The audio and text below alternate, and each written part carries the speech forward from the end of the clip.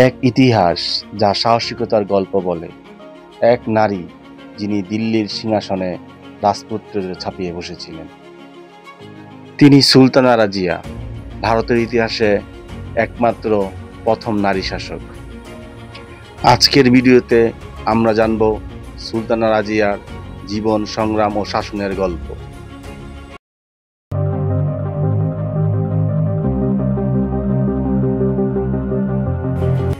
সময়টা তখন মধ্যযুগ, 1205 খ্রিস্টাব্দ। দিল্লির সুলতান ইলতুমিশের ঘরে জন্ম নেন সুলতানা রাজিয়া এবং তার মাতা ছিলেন কুতুব বেগম, যিনি ছিলেন আবার দিল্লি সালতানাতের প্রথম সুলতান কুতুবউদ্দিন আইবেকের মেয়ে। সুলতান ইলতুমিশ তার জীবদ্দশায় তার সবচেয়ে যোগ্য শাহজাদাকে হারান। পরবর্তীতে তিনি তার কন্যা সুলতানা রাজিয়াকে দিল্লির শাসন করার জন্য মনোনীত করেন। যখনই সুলতান দিল্লি ছাড়তেন, তখন রাজধানীর দায়-দায়িত্ব কন্যা সুলতানা রাজিয়াকে দিয়ে যেতেন। সুলতানা রাজিয়া একই দ্বারে ছিলেন যুদ্ধ পারদর্শী এবং শিক্ষিত একজন নারী। সুলতান ইলতুমিশের মৃত্যুর পর তার আরেক পুত্র রুকনউদ্দিন ফিরোজ দিল্লির শাসনভার জোর করে কেড়ে নেন এবং প্রায় 7 মাস শাসন কার্য পরিচালনা করেন। কিন্তু সুলতানা রাজিয়া দিল্লিবাসীকে সাথে নিয়ে 1236 খ্রিস্টাব্দে দিল্লির সিংহাসনে আরোহণ করেন। তৎকালীন সময়ে একজন নারী শাসক মেনে নেওয়ার মানসিকতা ওই সমাজে ছিল না। সুলতান হিসাবে সুলতানা রাজিয়াকে প্রথম অবস্থায় বেশ প্রতিবন্ধকতার সম্মুখীন হতে হয়, কিন্তু তিনি তার বিচক্ষণতা ও যোগ্যতা দিয়ে এই সমস্ত প্রতিবন্ধকতা দূর করেন। তিনি ছিলেন শিক্ষিত ও যুদ্ধবিদ্যায় পারদর্শী একজন নারী, তাই সাম্রাজ্যের শাসন নিজ হাতে নেওয়ার পরেই সাম্রাজ্যের শান্তি শৃঙ্খলা ফিরিয়ে আনেন। নারীর আবরণ পরিত্যাগ করে তিনি পুরুষের পোশাক পরিধান করতেন।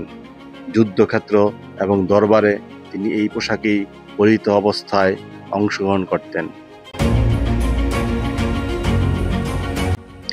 ইথিওপিয়ান দাস জালালউদ্দিন ছিলেন সুলতানা রাজিয়ার ব্যক্তিগত কর্মকর্তা, কিন্তু তৎকালীন দিল্লি সালতানাতের অধিকাংশ আমিররা ছিল তুর্কি বংশোদ্ভূত। তারা এই ইথিওপিয়ান দাসকে সহ্য করতে পারেনি, তাই সুলতানা রাজিয়ার বিরুদ্ধে বিভিন্ন ষড়যন্ত্র লিপ্ত হয় তৎকালীন আমিররা। তাদের ষড়যন্ত্রকে মোকাবেলা করে সুলতানা রাজিয়া দৃঢ়ভাবে সাম্রাজ্যের শাসনকার্য পরিচালনা করতে থাকেন। তার সময় সাম্রাজ্যের অর্থনৈতিক অভূতপূর্ব উন্নয়ন সাধন করে। এছাড়াও তিনি প্রজাদের প্রতি ছিলেন অত্যন্ত দয়ালু এক শাসক।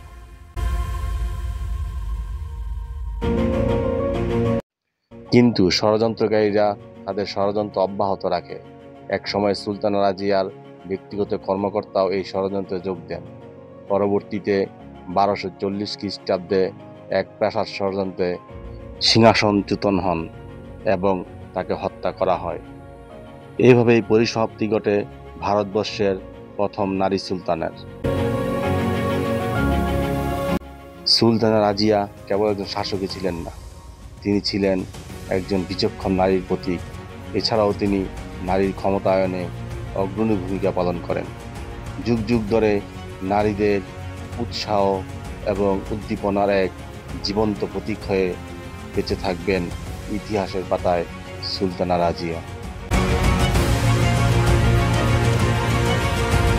সুলতানা রাজিয়ার জীবন থেকে আমরা কি শিখতে পারি, নিচে কমেন্টস করে জানিয়ে দিন। আর এরকম ঐতিহাসিক কন্টেন্ট দেখার জন্য আমাদের চ্যানেলটিকে সাবস্ক্রাইব করুন, আমাদের সাথেই থাকুন। সবাইকে ধন্যবাদ।